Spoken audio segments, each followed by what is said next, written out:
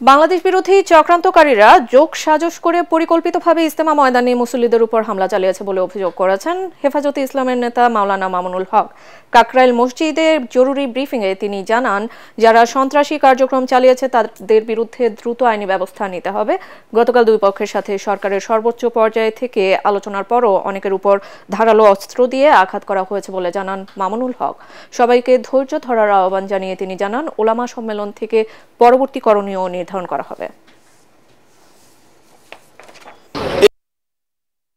এই ধরনের হামলা এবং হত্যাযজ্ঞের প্রেক্ষিতে, সুনির্দিষ্ট হত্যাযজ্ঞের প্রেক্ষিতে যে সকল খুনিরা এই ধরনের কার্যক্রম পরিচালনা করলো, যদি তাদের বিরুদ্ধে আইনানুগ ব্যবস্থা গ্রহণ না করা হয় তাহলে সেই ক্ষেত্রে পরিস্থিতি আমরা কোনোভাবেই সামাল দিতে পারবো না। বাংলাদেশ বিরোধী যে চক্রান্তটা রয়েছে, যারা বাংলাদেশকে এই মুহূর্তে অস্থিতিশীল করার চেষ্টা করছে, বাংলাদেশকে ধ্বংস করার চেষ্টা করছে, সেই বাংলাদেশ বিরোধী চক্রের সঙ্গে এই হামলার অবশ্যই যোগসাজশ রয়েছে।